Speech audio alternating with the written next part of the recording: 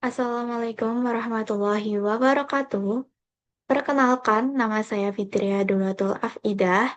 Saya merupakan mahasiswa baru dari Universitas Negeri Semarang, Fakultas Matematika dan Ilmu Pengetahuan Alam, Program Studi Statistika dan Sains Data, Rombel 1, dengan NIM 25042200020.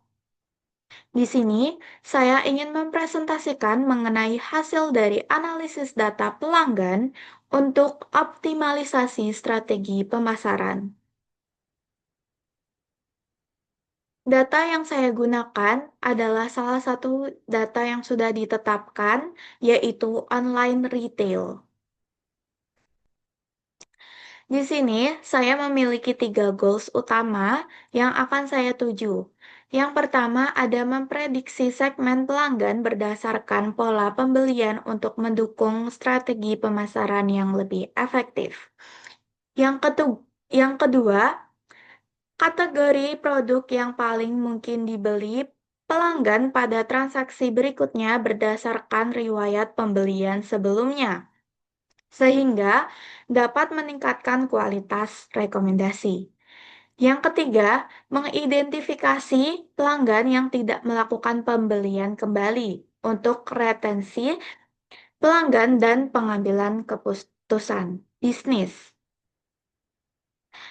Di sini saya mempunyai 2 variabel. Yang pertama ada variabel X. Di sini saya menggunakan invoice date, invoice no, customer ID, quantity, unit price, stock code, description, dan country.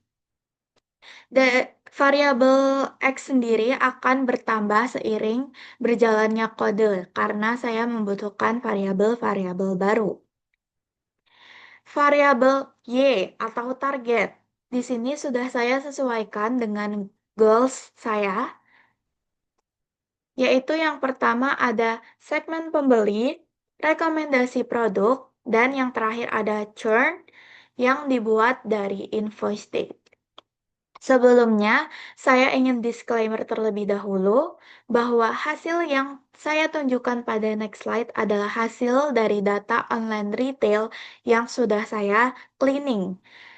Pada proses cleaning memang tidak saya perlihatkan di dalam presentasi kali ini, dikarenakan saya akan fokus menganalisisnya. Selanjutnya, saya akan memulai dengan exploratory data analysis, yaitu dari distribusi quantity.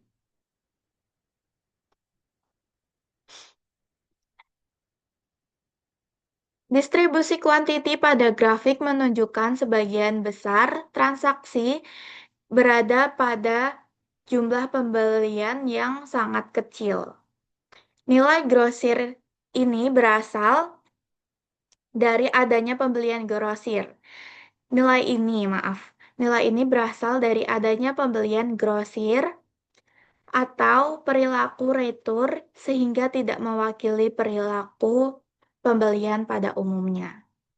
Untuk nilai jumlah pembelian yang kecil berasal dari pelanggan yang cenderung bersifat eceran. Jadi di sini ditunjukkan bahwa jumlah pelanggan yang melakukan pembelian itu sangat sedikit barangnya. Bisa rata-rata 1 sampai 10 barang atau 10 unit. Namun tidak jarang juga ditemukan pelanggan yang membeli dengan jumlah yang besar dikarenakan pembelian grosir karena ini merupakan retail. Yang kedua, di sini ada distribusi unit price. Distribusi unit price menunjukkan bahwa sebagian produk dijual dengan harga yang relatif rendah dan hanya sedikit item yang memiliki harga yang tinggi. Penggunaan skala log memperjelas bahwa rentang harga sangatlah besar. Hal ini bisa saja terjadi karena merupakan karakteristik dari produk retail. Jadi karena kita menganalisis dari bisnis retail, maka tidak heran ditemukan bahwa produk yang dijual memiliki harga yang relatif rendah. Karena biasanya bisnis retail ada untuk atau pelanggan itu membeli untuk dijual kembali. Jadi mereka relatif mencari harga yang rendah begitu. Selanjutnya di sini ada korelasi quantity dan unit price. Hasil dari korelasinya di sini ada quantity dan unit price. Hasilnya adalah 0,0 atau tidak hampir tidak memiliki hubungan. Yang berarti besar kecilnya jumlah barang yang dibeli tidak mempengaruhi atau tidak dipengaruhi oleh harga satuan produk.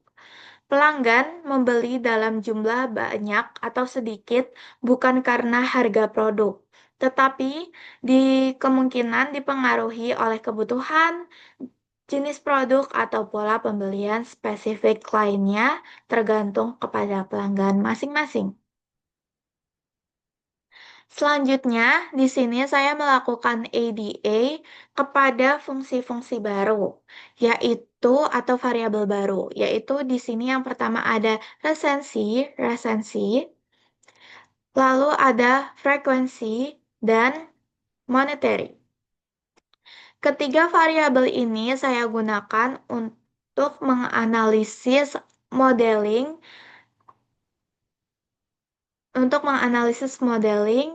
jadi saya membuat ketiga variabel baru atau fungsi baru. Di sini saya masukkan karena ini berkaitan dengan goals pertama atau ADA goals pertama. Yang pertama saya akan menjelaskan mengenai distribusi resensi, yaitu bisa dilihat di sini hampir seragam, tidak ada kenaikan atau turun atau data grafik yang naik karena ini menunjukkan bahwa transaksi selisih dari hari antara transaksi terakhir pelanggan relatif mirip. Hal ini berarti mayoritas pelanggan melakukan pembelian dalam rentang waktu yang tidak terlalu jauh satu sama lain. Lalu, saya akan menjelaskan mengenai distribusi frekuensi. Distribusi frekuensi sangat condong ke kiri. Di sini di kiri sangat naik dan di kanan sangat turun, di mana sebagian besar pelanggan hanya melakukan sedikit transaksi.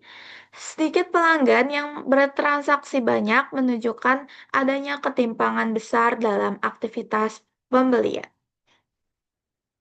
Yang terakhir ada nilai monetary atau distribusi monetary. Di sini ditunjukkan juga sangat condong ke kiri yang dimana mayoritas pelanggan menghabiskan uang dalam jumlah yang kecil.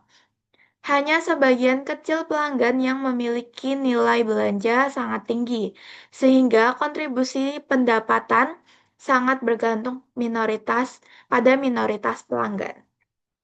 Jadi, di sini ditunjukkan bahwa mayoritas pelanggan menghabiskan uang dengan jumlah yang kecil, yang dimaksud ini adalah jumlah yang rendah atau sedikit, yang dimana ini tidak berkontribusi pada pendapatan karena kontribusi pendapatan sangat bergantung pada minoritas pelanggan atau yang berarti minoritas pelanggan di sini adalah pelanggan-pelanggan yang melakukan atau menghabiskan uang dalam jumlah yang besar. Lalu di sini ada korelasi dari ketiganya. Bisa dilihat bahwa frekuensi dan monetary di sini ditunjukkan nilai atau memiliki korelasi 0,55. Yang berarti semakin sering pelanggan bertransaksi, semakin besar pula uang yang mereka keluarkan. Lalu di sini ada resensi yang nampak tidak memiliki hubungan yang jelas dengan monetary dan frekuensi dikarenakan bahwa kapan terakhir membeli tidak selalu berkaitan dengan seberapa sering atau besar pelanggan berbelanja. Lalu di sini saya akan menunjukkan hasil dari ADA yang berkaitan dengan goals nomor 2. Tadi kan variabel yang berkaitan dengan goals nomor 1 dan seterusnya. Di sini saya menunjukkan bahwa ini berkaitan dengan goals nomor 2 dikarenakan top 10 ini akan sangat mempengaruhi atau akan sangat berkaitan dengan kategori produk yang paling mungkin dibeli pelanggan pada transaksi sebelumnya. Jadi ini merupakan riwayat pembelian sebelumnya. Saya mengambil top 10 karena untuk meningkatkan kualitas rekomendasi seperti itu. Di sini ada 10 produk yang bisa diklasifikasikan. Lalu yang ADA terakhir di sini ditunjukkan bahwa adanya transaksi dari bulan Januari 2011. Sebenarnya ini tidak per bulan banget karena ini langsung loncat-loncat, tetapi ini tetap data per bulan ya. Jadi ini transaksi per bulan yang dimana naik turun grafiknya. Namun pada Oktober 2011 sangat naik. Kenapa saya menunjukkan ADA ini? Karena menurut saya ini sangat berkaitan dengan goals nomor 3 yang dimana sebentar, yang dimana pelanggan, yang dimana ini mengidentifikasi pelanggan yang tidak melakukan pembelian, yang berarti di sini jika adanya penurunan, berarti pada bulan itu juga sedikit pelanggan yang melakukan pembelian. Ini menurut saya berkaitan, namun tidak saya tulis dikarenakan saya sendiri masih ragu dengan itu, dengan hasil analisis saya. Yang terakhir, saya akan menjelaskan mengenai modeling data. Seperti variabel Y di sini, saya yang pertama akan memprediksi segmen pelanggan. Di sini saya memasukkan variabel-variabel yang diperlukan, yaitu yang pertama ada distribusi resensi, distribusi frekuensi, dan distribusi monetary. Juga di sini merupakan hasil dari klaster yang sudah saya tentukan. Jadi di sini sudah ada customer ID yang sangat berkaitan dengan klasternya. Segmentitas dilakukan menggunakan variabel perilaku pelanggan seperti resensi, frekuensi, dan monetary.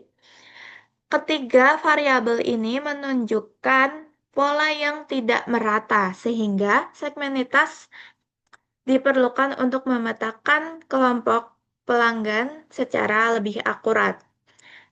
Hasil dari segmentitas menghasilkan beberapa kelompok yang memiliki pola pembelian yang berbeda, mulai dari pelanggan bernilai tinggi hingga pelanggan dengan aktivitas yang rendah. Dengan memahami karakteristik setiap segmen, segmen di sini yang dimaksud mungkin bisa juga dengan dikatakan dengan cluster, adalah strategi pemasaran dapat diarahkan lebih tepat.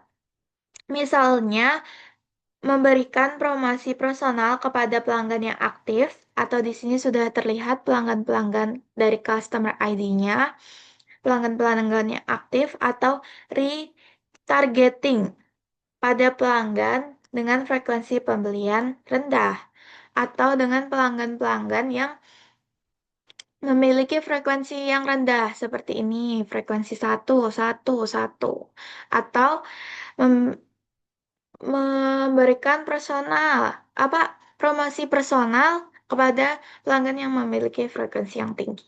Seperti itu. Lalu yang kedua di sini adalah memprediksi rekomendasi produk. Sebelumnya, di sini adalah hasil run saya dari modeling yang nomor 2.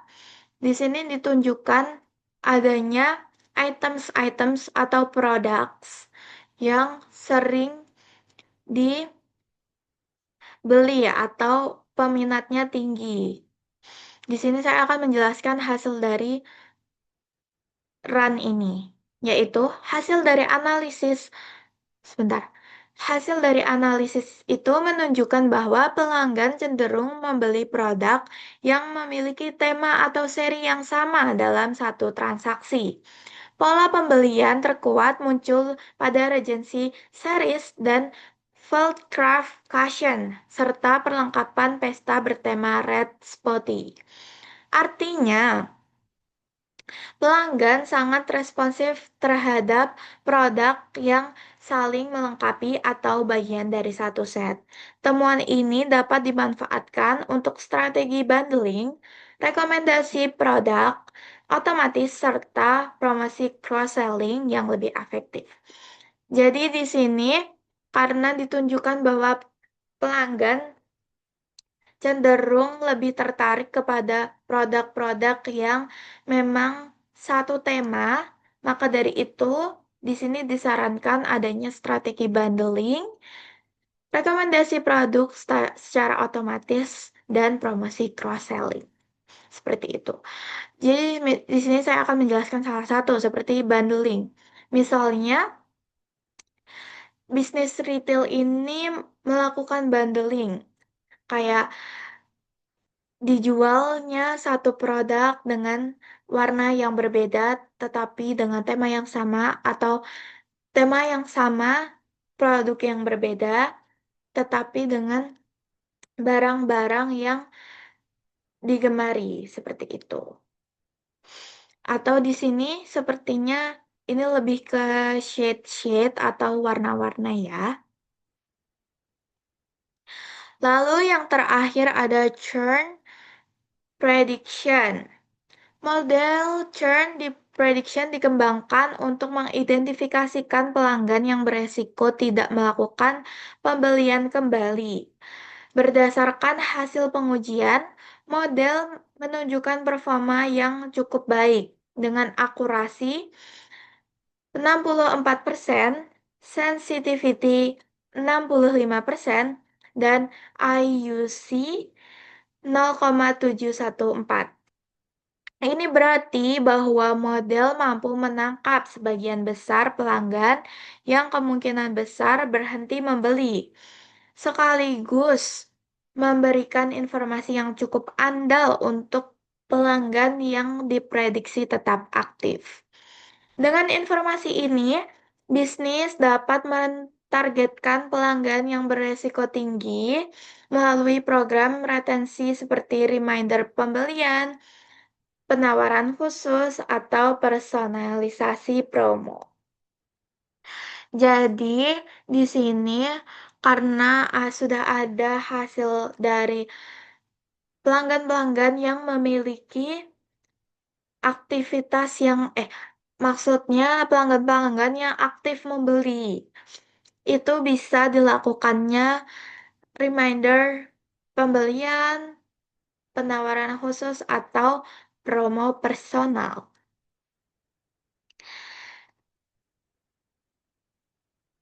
Sekian presentasi dari saya. Mohon maaf bila ada kesalahan, entah dari kata, perbuatan, maupun sebagainya.